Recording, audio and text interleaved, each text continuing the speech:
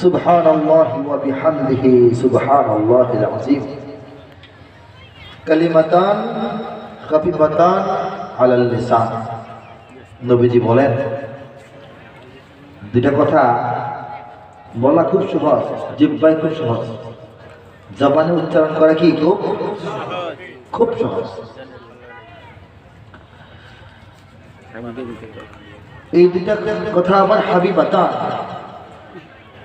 খুব প্রিয় রহমানের কাছে। বলেন সুবহানাল্লাহ। মুখে বলা খুবই সহজ, দয়াময় আল্লাহর কাছে খুবই প্রিয়। সাকিলাতান আলাল মিজান। মিজান যে পাল্লা, সেই পাল্লায় আবার খুব ওজন। বলতে সহজ, আল্লাহ খুব প্রিয়, মিজানের পাল্লায় অত্যন্ত ওজন।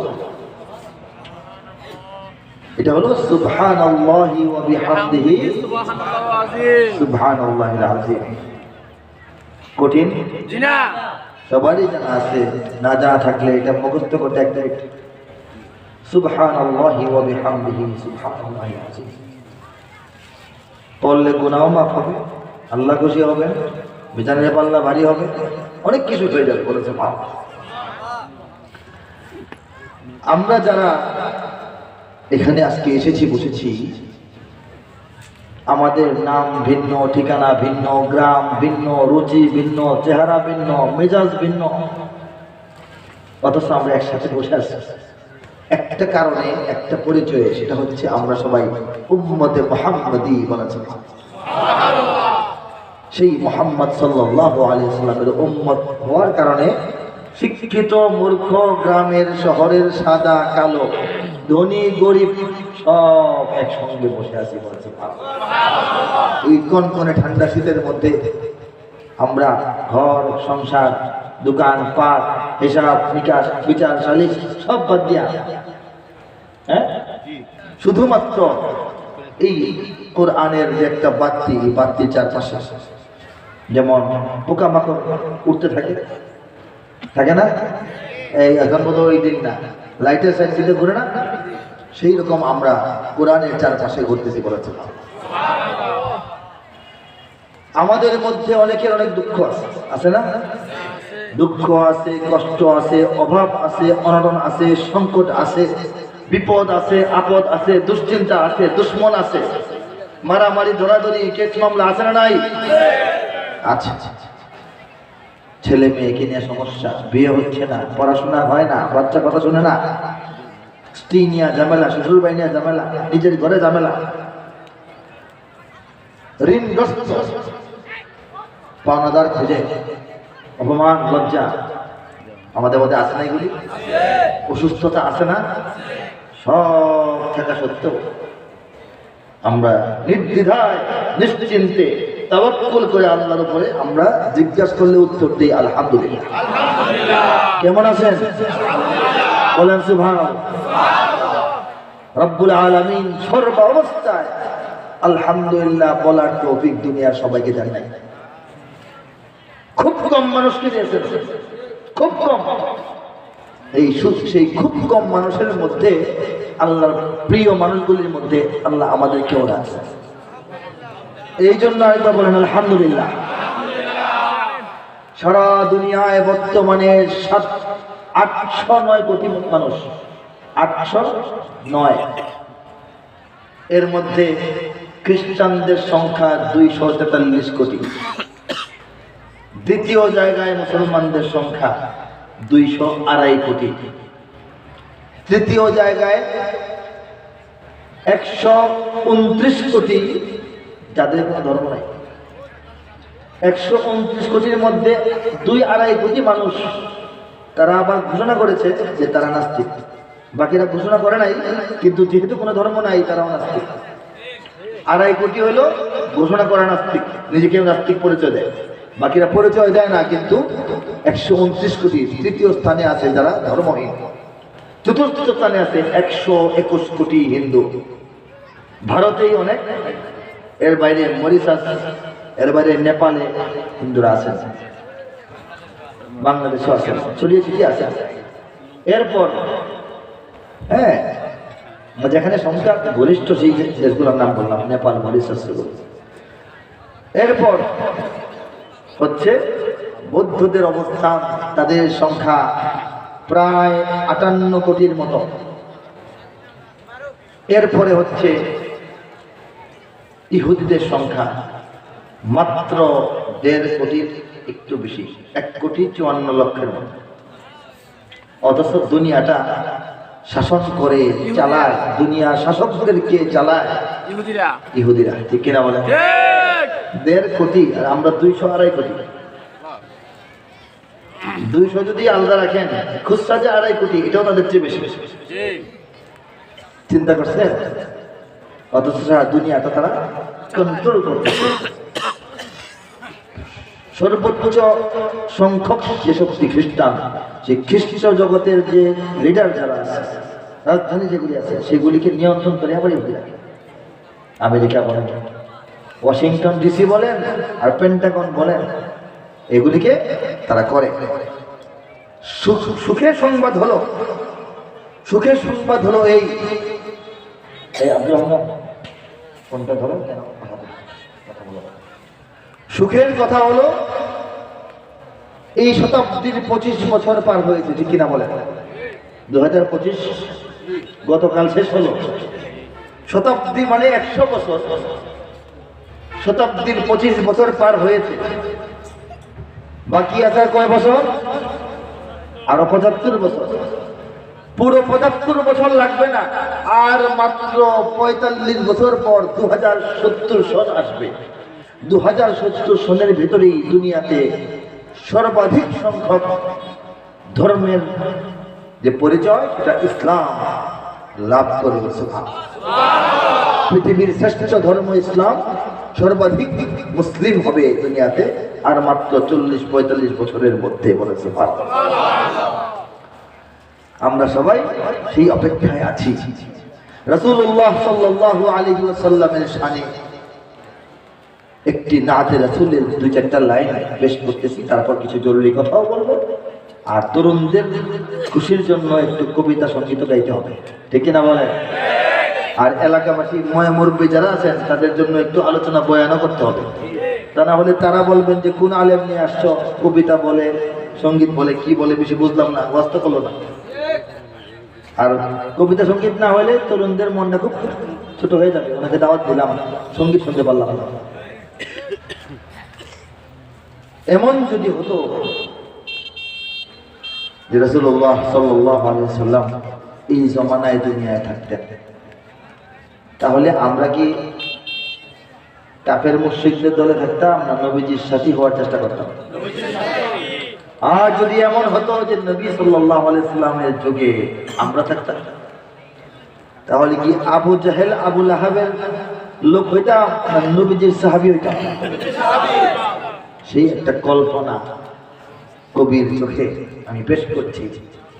খালি আমি কেন, আপনারাও কল্পনা করতে পারেন যে নবীর সময়ে আমি আসি, নবীর হাতে হাত থেকে ইসলাম দিন কবুল করার তৌফিক আল্লাহ তখন দিতেন না, ঠিক কিনা বলেন?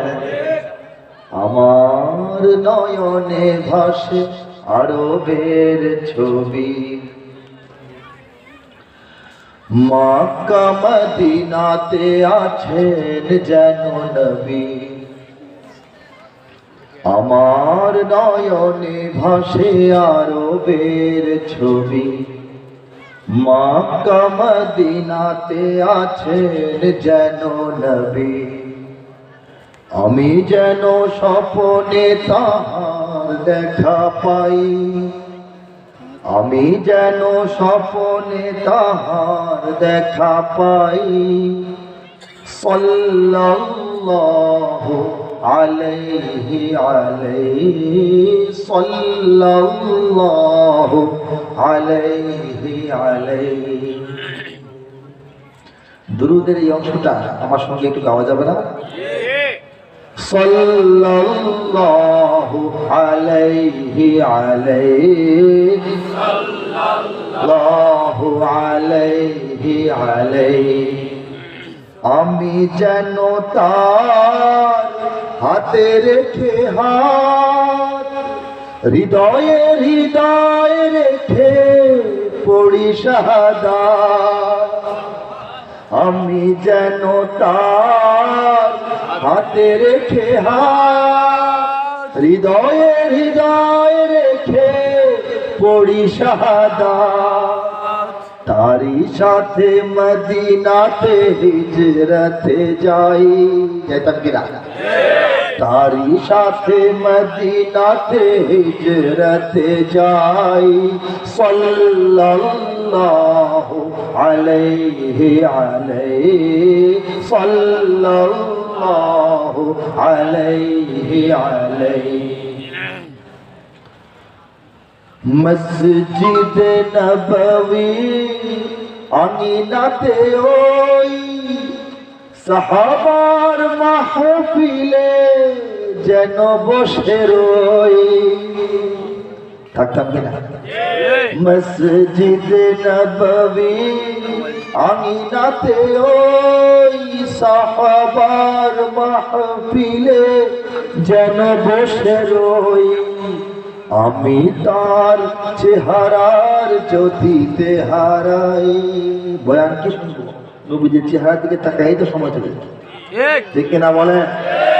আমি তার চেহারার জ্যোতিতে হারাই। সাল্লাল্লাহু আলাইহি সাল্লাল্লাহু আলাইহি। যুদ্ধগুলো হয়েছিল, নবীজিকে একলা থাকতাম তার সাথে থাকতাম? বলেন তো, যদি সুযোগ দিতেন আল্লাহ, থাকতাম কিনা? কখন বদরে উহুদে যেন আছি পাশে তার, মক্কা বিজয়ে আছি উঠানে কাবার। বদরে উহুদে যেন আছি পাশে তার, মক্কা বিজয়ে আছি উঠানে কাবার। বিদায়ী ভাষণে তারি সম্মুখে দাঁড়াই, বিদায়ী ভাষণে তারি সম্মুখে দাঁড়াই। সাল্লাল্লাহু আলাইহি সাল্লাল্লাহু আলাইহি। আমার নয়নে ভাসে আরবের ছবি, মক্কা মদিনাতে আছেন যেন নবী। আমি যেন স্বপ্নে তাহার দেখা পাই, আমি যেন স্বপ্নে তাহার দেখা পাই। সাল্লাল্লাহু আলাইহি সাল্লাল্লাহু আলাইহি সাল্লাল্লাহু আলাইহি সাল্লাল্লাহু আলাইহি সাল্লাল্লাহু আলাইহি। আমরা সবাই একসঙ্গে বলি সাল্লাল্লাহু আলাইহি ওয়াসাল্লাম। হুজুর এই তরুণ তুমি ঘুমানোর গায়েন। আমাদের নবী করিম সাল্লাল্লাহু আলাইহি ওয়াসাল্লামকে তার আপন চাচা আবু তালেব গোটা জীবন এত ভালোবাসা, এত দয়া, এত মায়া, এত আদর দিয়েছেন যে কিয়ামত পর্যন্ত নবীজির সমস্ত উম্মতগণ নবীজিকে যতটা ভালোবাসে, এর চাইতে একা আবু তালেবের ভালোবাসা ছিল বেশি। কিন্তু কিন্তু এখানে হলো কথা, আবু তালেবের যে ভালোবাসা সেটা ছিল ভাতিজা হিসাবে, নবী হিসাবে। ভাতিজা, আপন ভাতিজা, আদরের ছোট ভাই আব্দুল্লাহর সন্তান। এরপরে নবীর মধ্যে আল্লাহ পাক পৃথিবীর সমস্ত গুণাবলী দিয়ে দিয়েছেন। এরকম গুণী শিশু, গুণী কিশোর, এরকম একটা চমৎকার উসওয়াতুন হাসানা যাকে বলা হয়, এরকম একজন যুবককে ভালোবাসবে না তো কাকে ভালোবাসবে? সৌন্দর্য তো আছেই, বলেছে সুবহানাল্লাহ। হ্যাঁ, এই যে আবু তালেবের সারা জীবনের ভালোবাসা। আমরা যারা আছি আমাদের মধ্যে খারাপ লোক আছে না? আছে। মদখোর, সুদখোর, ঘুষখোর, জিনাখোর লোক কি ইমানদারের মধ্যে থাকে না? কিছু আমাদের মধ্যে সবচেয়ে খারাপ মানুষটা ধরেন, আমি ধরেন যদি আমার মতো কোনো গুনাহগারও নবীজির নামটা শুনে সাল্লাল্লাহু আলাইহি ওয়াসাল্লাম বলে হৃদয় থেকে ভালোবাসে, এই গুনাহগার মুমিন বান্দার দুরূদ পড়াটা আবু তালেবের সারা জীবনের মায়া মহব্বতের চাইতে আল্লাহর কাছে বেশি প্রিয় এবং গ্রহণযোগ্য। কারণ আমরা ঈমান অবস্থায়, ঈমানদার অবস্থায় নবীকে নবী হিসেবে মেনে জেনে ভালোবেসে মহব্বত করে সম্মান করে আদর করে দুরূদ পড়েছি, বলেন সুবহানাল্লাহ। কাজেই আমরা হলাম সেই নবীর উম্মত, সেই নবী যিনি দ্বীনের দাওয়াত যখন দিতেছেন মক্কার কাফেররা বলে ওনাকে পাগল, বলেন নাউজুবিল্লাহ, বলে জ্যোতিষী, বলেন নাউজুবিল্লাহ, বলেন জাদুকর, বলেন নাউজুবিল্লাহ। উতবা নাম শুনছেন না?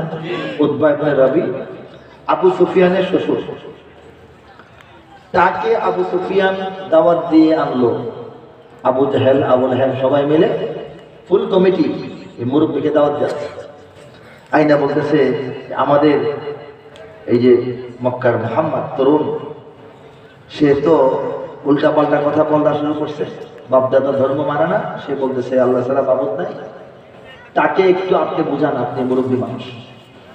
এটা বলার পর উতবাহ বলল কি, নবী সাল্লাল্লাহু আলাইহি ওয়াসাল্লামকে কাবা ঘরের চত্বরে সকালবেলা পাইল, পেয়ে গিয়ে বলল যে নাতি, বলতো নাতি সম্পর্কে কি নাতি কি শুনতেছি, এলাকায় লাগাই দিছ, তুমি আসলে কি চাও আমার কাছে বলো। দাদা নাতি কথা বললে কোনো সমস্যা নাই, বলে না, আমার কাছে বলো তো আরবের শ্রেষ্ঠ পরমা সুন্দরী রূপসী নারীদেরকে তোমার যদি মনটা চায় তোমার সঙ্গে বিয়ে দিয়ে দিব, মোহরও লাগবে না, এই ব্যবস্থা আমি করব, তোমার যদি এই ইচ্ছা থাকে আমাকে বলো। 2 নম্বর, অথবা তোমার যদি মক্কার সবচেয়ে ধনী হইতে মনে চায়, আরবের শ্রেষ্ঠ ধনী তোমাকে বানায় দেবে, তুমি একটা সুন্দর চরিত্রবান যুবক, সবাই তোমার ভক্ত, তোমাকে ধনী বানাইতে আমাদের সমস্যা কি। অথবা তুমি যদি অল্প বয়সী আরবের নেতা হয়ে যেতে চাও, মনে মনে থাকতে পারে না খায়েশ, অসুবিধা কি, তোমার দাদা আব্দুল মুত্তালিব তো মক্কার নেতাই ছিলেন, তোমার চাচা আবু তালেব মক্কার নেতা, ওনাকে বলবো যে আপনি রিজাইন দেন, আপনার ভাতিজাকে আমরা একটু আগাম অগ্রিম বানায় ফেলবো, আমাদের তো সমস্যা নাই, নেতৃত্ব দেওয়ার গুণ যোগ্যতা এবং ধৈর্য সহ্য বুদ্ধি তোমার মধ্যে আছে, তুমি তো প্রমাণ করেছো, তোমাকে আমরা মক্কার শ্রেষ্ঠ নেতা বানায় তোমার পিছিয়ে পিছিয়ে হাঁটবো, কোনো অসুবিধা নাই। 3টার কোনটা চাও, সম্পদ, নেতৃত্ব নাকি সুন্দরী নারী? 3টা প্রস্তাব করলো। নবী সাল্লাল্লাহু আলাইহি ওয়াসাল্লাম 3টা প্রস্তাবকেই ডিনাই করলেন, বললেন আমার এক হাতে যদি সূর্য এনে দেন, আরেক হাতে চন্দ্র এনে দেন, আল্লাহর দেওয়া যে দায়িত্ব, সেই দায়িত্ব থেকে আমি এক চুল পিছু হটবো না। আমি সাধারণ মানুষ না, আমি আল্লাহর পক্ষ থেকে দায়িত্বপ্রাপ্ত রাসূল, আমি আমার ডিউটি পালন করতেই থাকবো বলেছে। তখন সে বের হইল, সব তো দাঁড়ায় আছে, কি অবস্থা কি? উনি বললেন অবস্থা তো বেশি খারাপ হয়ে। এই ধরনের কথাগুলি বলার পর কোনো মানুষ নাই যে গ্রহণ করবে না, সে তো গ্রহণ করলো। তাহলে তারে জিনে ধরলেও বড় জিনে ধরছে, পাগল হলেও বেশি পাগল হয়ে গেছে, বলেন নাউজুবিল্লাহ। তাহলে কি করা? মুরব্বী উতবা বলে আমি ইয়েমেন থেকে একজন বিখ্যাত চিকিৎসক কবিরাজ আনবো, উনি দেখলেই বুঝতে পারবে ঘটনাটা কোন জায়গায়, সমস্যাটা কি, এবং সে চিকিৎসা করলে ভালো হয়ে যাবে, এই তাদের ধারণা। এমনই জাহিলিয়াতের নিয়ম যুগ ছিল যে লোক দেখালে লোকে পড়বে না, নারীর আসক্তি দেখালে আসক্ত হবে না, সম্পদ দিলে সম্পদ নেবে না, নেতা মানে নেতা হবে না, এরকম চিন্তাই মানুষ করতে পারছে না। যে ব্যক্তিটা এগুলি গ্রহণ করেন নাই তাকে সৎ মনে করবে, তা না মনে করছে পাগল। চিন্তা করে দেখেন কেমন জমানা, এখনো তো কিছুটা এমনই, ঠিক কিনা কন?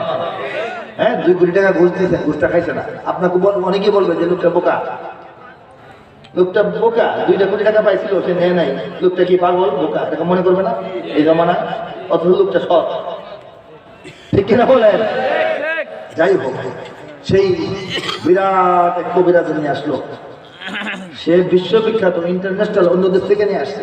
আসে না বাংলাদেশের বড় কেউ সুস্থ হইলে সিঙ্গাপুর থেকে আসে, হ্যাঁ, লন্ডন থেকে আসে, এরকম আর কি। আয়সা সেই সেম টাইম একদিন সকালবেলা কাবা ঘরের ভিতর থেকে ঢুকাই দেওয়া হলো কাবার চত্বরে। সেখানে গিয়ে নবী সাল্লাল্লাহু আলাইহি ওয়াসাল্লামকে পাইল যে কবিরাজ। পাওয়ার পর সে আয়সা বলল, আমাকে আপনার গোত্রের পতিরা আমাকে পাঠাইছে, আপনার নাকি কি শারীরিক মানসিক সমস্যা, আমার কাছে খুলে বলেন, আমি আসলে একজন ভালো চিকিৎসক, আপনার প্রবলেম একটু সামান্য খুলে বললে আমি বাকিটা বুঝে ফেলবো, আপনার চিকিৎসা করবো, আপনার হাতে কথা বলতে চাই। নবীজি বললেন, কথা বলতে চান, বলেন বসি।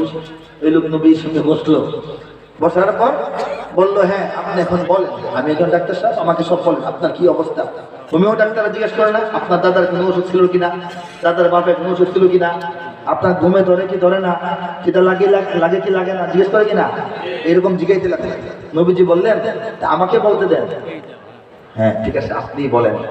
তখন নবী সাল্লাল্লাহু আলাইহি ওয়াসাল্লাম বললেন, নাহমাদুহু ওয়া নাস্তাঈনুহু ওয়া নাস্তাগফিরুহু ওয়া নু'মিনু বিহি ওয়া নাতাওয়াক্কালু আলাইহি ونعوذ بالله من شرور أنفسنا ومن سيئات أعمالنا من يهده الله فلا مضل له ومن يضلله فلا هادي له ونشهد أن لا إله إلا الله وحده لا شريك له ونشهد أن محمدا عبده ورسوله أما بعد এখন কথা শুরু করবেন। ওই লোক একেবারে চুপ চুপ করে তাকায় আছে, নির্বাক নিশ্চল, বলতেছে কিচ্ছু বলতে হবে না, আর কিচ্ছু বলতে হবে না। এই যে বললেন এরা কই পাই না, যেটা বললেন এটা কি বললেন এটা তো বুঝতেছি।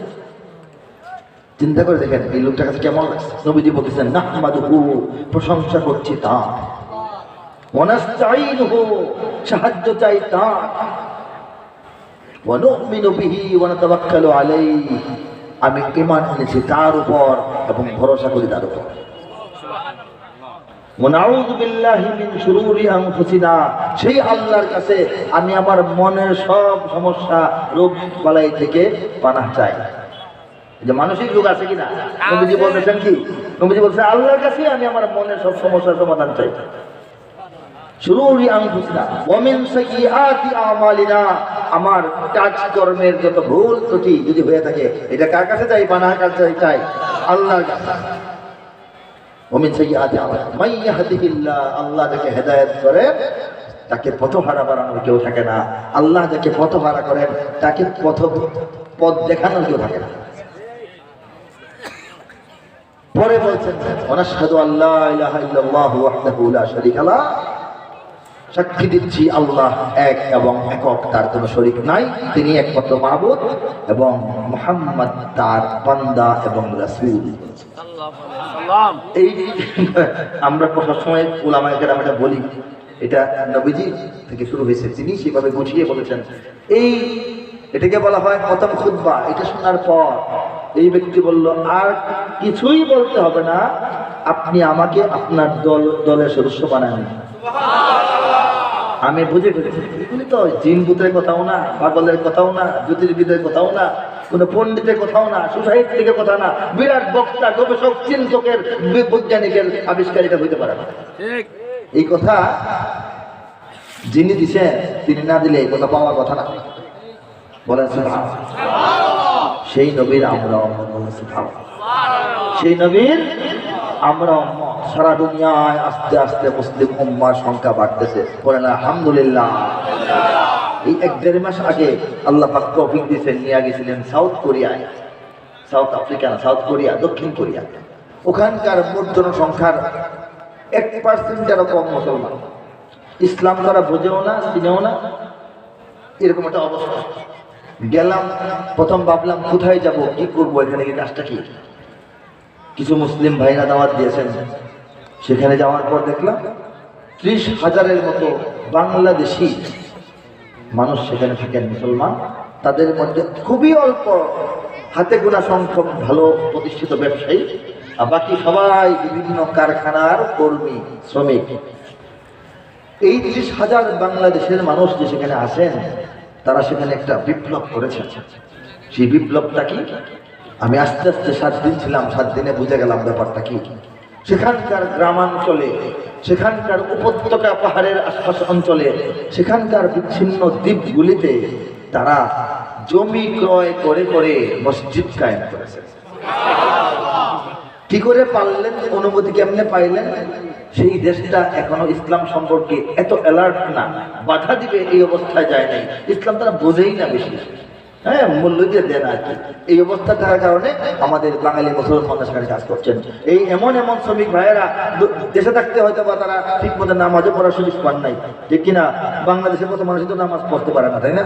কিন্তু সেখানে যাওয়ার পর সেই ইমানহীন, ইসলামহীন, আযানহীন, তেলাওয়াতহীন, আলেমহীন দেশে যাওয়ার পর আমাদের সেই সাধারণ শ্রমিক ভাইদের ইমান জেগে উঠেছে। তারা সিদ্ধান্ত নিয়েছেন যে না, আমার দেশে নামাজ পড়ি আর না পড়ি, সারাদিন আজান শুনতেছি, সারাদিন তেলাওয়াত শুনতেছি, নামাজ যে মসজিদে হয় এটা তো অন্তত দেখতে পারি, মুসল্লির সঙ্গে তো দেখা হয়, বাচ্চা তো নামাজটা পড়ে, ছেলে তো অন্তত হেফখানায় পড়ে। এখানে যদি আমরা এভাবে থাকি তাহলে ইমান হারা হইতে হবে, এই ভয় তাদের মধ্যে আসছে। তারা মসজিদ কায়েমের জন্য নিজেদের অল্প স্বল্প বেতন থেকে টাকা গুছিয়ে গুছিয়ে অনেকগুলি মসজিদ কায়েম করে ফেলেছে। সেই রকম 3টা মসজিদে আমি 3 দিন বয়ান করেছি।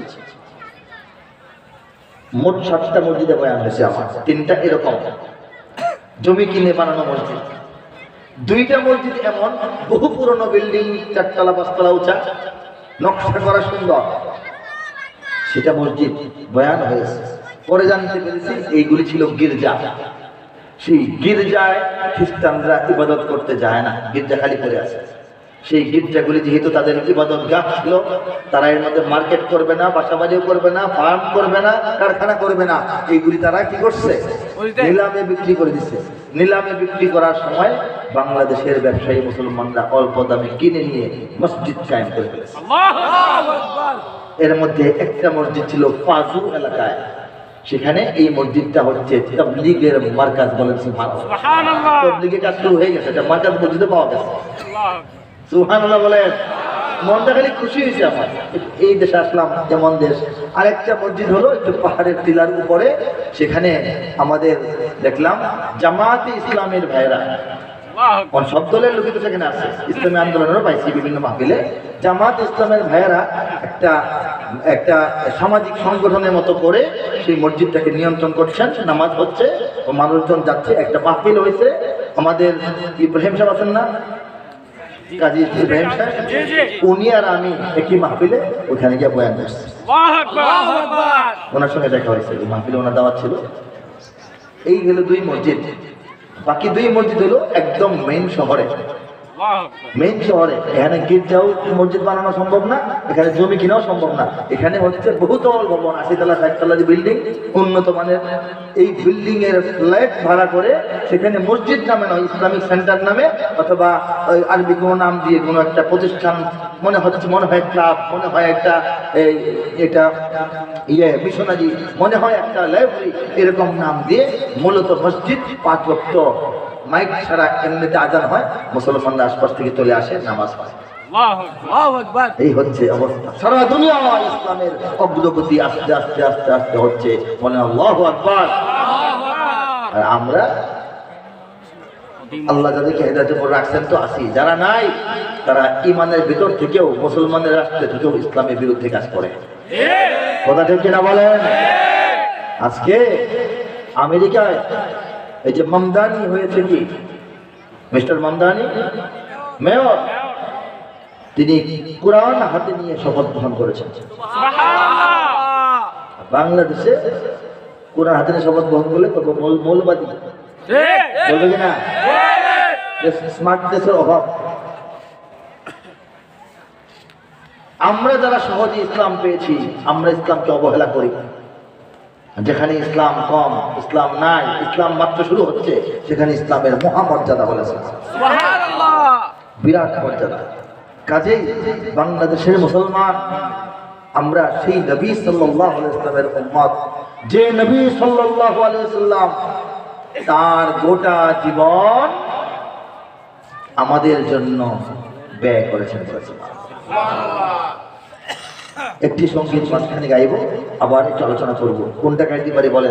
তুমি জাগো। হ্যাঁ, তুমি জাগো। ইঞ্চি ইঞ্চি মাটি, ঠিক আছে। ইঞ্চি ইঞ্চি মাটি সোনার চাইতে খাটি, নগদ রক্ত দিয়ে কেনা। শত্রু বাহানাদার একটি কণাও তার কেড়ে নিতে কেউ পারবে না। রঙের তুলিতে আকাশ সবুজের ছায়া ঢাকা, সুজলা সুফলা পরিপাটি। লক্ষ শহীদ গাজী রেখেছে জীবন বাজি, করেছে স্বাধীন এই মাটি। বাংলাদেশ আমার বাংলাদেশ, তোমার বাংলাদেশ সবার প্রাণ। ধন্য ধন্য আমি সবার চাইতে দাবি বাংলা মাটির সন্তান। বাংলাদেশ আমার বাংলাদেশ, তোমার বাংলাদেশ খোদার দান। সোনার জন্মভূমি তোমার জন্যে আমি জীবন দিয়েছি কোরবান। কথা ঠিক না? বাংলাদেশ কার দান? সেই সোনার জন্মভূমির জন্য জীবন কোরবান করতে আমরা তৈরি আছি কিনা বলেন? এই সোনার জন্মভূমির জন্য 47ও জীবন কোরবান করতে হয়েছে, 71ও জীবন কোরবান করতে হয়েছে, সর্বশেষ 24ও জীবন কোরবান করতে হয়েছে। এই তো সেদিন শহীদ উসমান বিন হাদি জীবন কোরবান করে দিলেন। কথা ঠিক কিনা বলেন? চারিদিকে দুশ্মন আছে নাকি নাই? চারিদিকে দুশ্মন, ভেঙো না মন, সাহস জমিয়ে রাখো বুকে।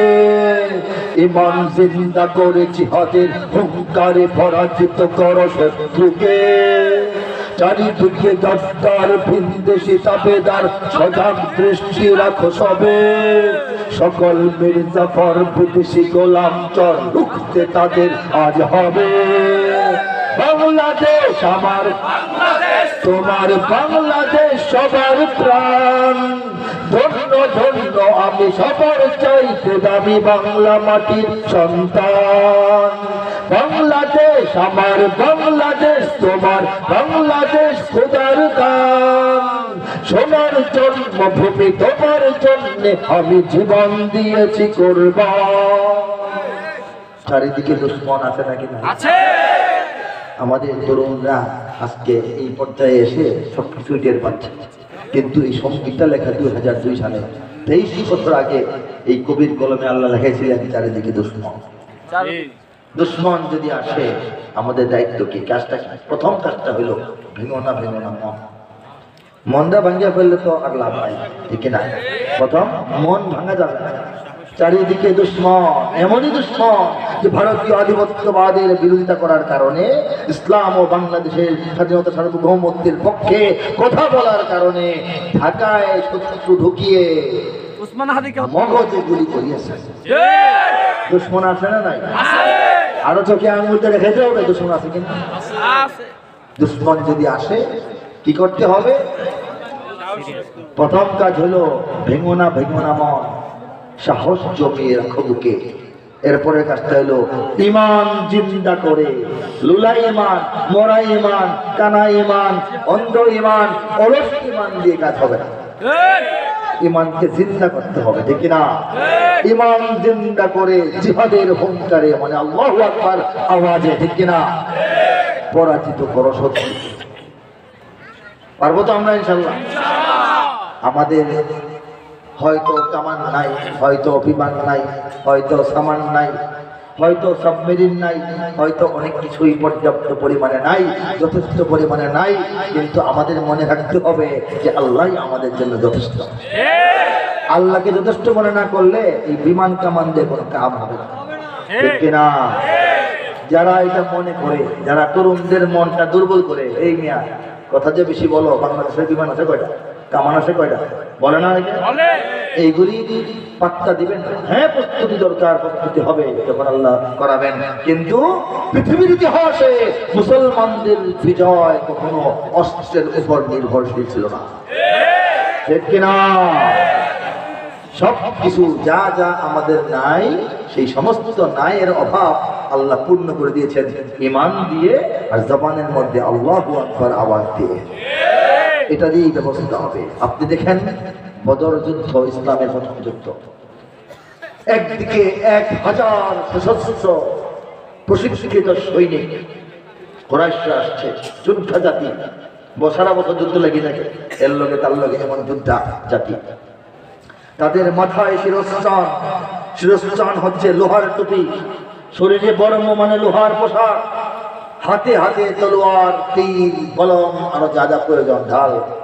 ঘোড়ার অভাব নাই, প্রয়োজনীয় হাতি, খাওয়ার প্রয়োজন, যাওয়ার প্রয়োজন এবং যুদ্ধের প্রয়োজন, সব প্রয়োজন মিটার মতো উট তাদের কাছে আছে। তাদের কাছে খাদ্যের অভাব নাই, গানা বাদ্যের অভাব নাই। তারা আসছে 1000, বিপরীত দিকে 1000-এর 3 ভাগেরও 1 ভাগেরও আরো একটু কম, মাত্র 313 জন মুমিন। 3 ভাগের 1 ভাগ 333 জন হয়, একটু বেশি হয়, 333 দশমিক কিছু, ঠিক কিনা? সেই জায়গায় 313 মানে কি 3 ভাগের 1 ভাগের 1/3-এরও কম, 1/3-এরও কম, লেস দেন 1/3, এই হচ্ছে অবস্থা। এই যে অল্প সংখ্যক মুমিন, তাদের পেটে শরীরে শক্তি পাওয়ার পরিমাণ, যুদ্ধ তো করে তার সোজা হয়ে দাঁড়ালে যে শক্তিটা লাগে, এই পরিমাণ খাদ্যও নেই, খাদ্যই নেই। ওই জবের প্রত্যেকটা রুটি, একটু কয়েকটা খেজুর, এছাড়া তো কিছু নাই।